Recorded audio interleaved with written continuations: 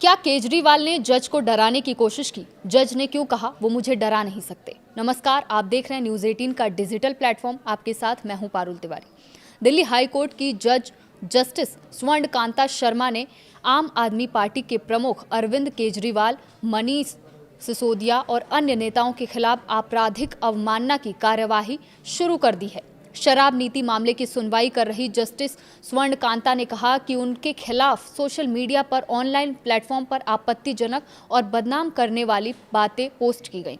ऐसे में वो चुप नहीं रह सकती। उन्होंने शराब नीति मामले की सुनवाई आज दूसरी बेंच द्वारा किए जाने की भी जानकारी दी है। जस्टिस स्वर्ण कांता शर्मा ने अरविंद केजरीवाल के उस ट्वीट का जिक्र किया जिसमें उन्होंने जज को पत्र लिखा था और वीडियो जारी किया था। जस्टिस शर्मा ने केजरीवाल का नाम लिया और कहा कि अदालत के फैसले के खिलाफ कोर्ट रूम के वीडियो को एडिट करके सोशल मीडिया पर चलाया गया। अदालत को पता चला कि पत्र, वीडियो और सोशल मीडिया अभियान व्यापक स्तर पर फैलाए गए। ये एक सुनियोजित अभियान था। अदालत के अंदर के मामले पर कार्यवाही चल रही थी, वहीं बाहर डिजिटल अभियान और इस अदालत के खिलाफ एक पैरेलल नैरेटिव गढ़ा जा रहा था। ऐसे वीडियो प्रसारित किए गए जिन्हें एडिट किया गया था।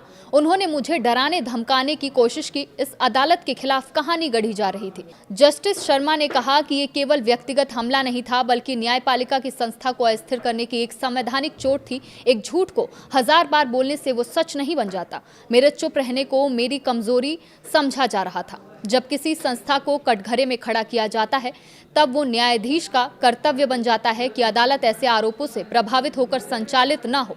जस्टिस शर्मा ने कहा कि रिक्यूजल केस से जज को अलग करने की एप्लीकेशन के खिलाफ अरविंद केजरीवाल चाहते तो सुप्रीम कोर्ट जा सकते थे, लेकिन वो नहीं गए। उन्होंने और उनकी पार्टी के लोगों ने जज और उनके ऑर्डर के खिलाफ बयान ही नहीं दिया। उन्होंने हमारे खिलाफ अभियान चलाया। ये दिखाना चाहते थे कि अगर उनके खिलाफ फैसला आ जाए तो जज के परिवार के खिलाफ आरोप लगाएं ताकि जज डर जाए। जस्टिस शर्मा ने सवाल उठाया कि इन्हें ये अधिकार किसने दिया? वो कोर्ट में इस तरह की अथॉरिटी पर सवाल उठाएं। राजनीतिक शक्ति से लैस कुछ आरोपियों ने अपने नैरेटिव सेट करने के लिए एक जज के परिवार को इस मामले में घसीटा। ये सिर्फ निजी हमला नहीं था, ये न्यायपालिका जैसे संस्थान को अस्थिर करने के लिए पहुंचाई गई संवैधानिक चोट थी। जस्टिस स्वर्ण कांता ने कहा कि मुझे ट्रेनिंग मिली है कि मैं उचित आलोचनाओं और असहमतियों को स्वीकार कर सकूं। जज की ये पोशाक शांति और संयम की मांग करती है। हालांकि कभी कभी मौन रहना न्यायिक संयम नहीं होता। आज वो पल आ गया है कि इन लोगों के आरोप केवल असहमति व्यक्त करने वाले नहीं थे। वो किसी एक सिटिंग जज के खिलाफ नहीं, बल्कि पूरी न्यायपालिका के खिलाफ चलाया गया एक अपमानजनक अभियान था। उन्होंने अरविंद केजरीवाल और मनीष सिसोदिया के अलावा संजय सिंह, दुर्गेश पाठक के खिलाफ भी अवमानना कार्यवाही का आदेश दिया है। जज ने संजय सिंह और देवेश विश्वकर्मा आदि नेताओं को सोशल मीडिया पोस्ट का भी जिक्र किया है और कहा कि वो वाराणसी की एक यूनिवर्सिटी में मेरे भाषण का वीडियो एडिट करके पोस्ट किया गया और आरोप लगाया गया कि मैं न्याय नहीं कर सकती। उन्होंने कहा कि उस कार्यक्रम में मैं बाबा भोलेनाथ का जिक्र कर रही थी, लेकिन उसे ऐसे दिखाया गया जैसे मैं किसी राजनीतिक व्यक्ति के बारे में बोल रही हूँ। उस भाषण में जहाँ जहाँ मैंने बनारस बाबा भोलेनाथ के आशीर्वाद का जिक्र किया, उस हिस्से को एडिट करके हटा दिया गया।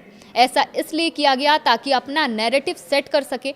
अवमानना की कार्यवाही को लेकर जस्टिस स्वर्ण कांता शर्मा ने कहा कि मैंने काफ़ी सोच समझकर ये फैसला लिया है। उन्होंने ये भी कहा कि इस बात को इस तरह से ना फैलाया जाए कि ये अवमानना केस इसलिए आया है क्योंकि उन्होंने मेरे फैसले का विरोध किया। जस्टिस शर्मा ने कहा कि शराब नीति से जुड़े केस को अब दूसरी बेंच सुनेगी, लेकिन इसे ऐसा नहीं समझा जाना चाहिए कि रिक्यूजल की डिमांड की गई थी। इसलिए मैं ये केस छोड़ रही हूँ। चूंकि मैंने अवमानना कार्यवाही शुरू की है, इसीलिए उचित यही होगा कि शराब नीति वाले मामले को दूसरी बेंच सुने।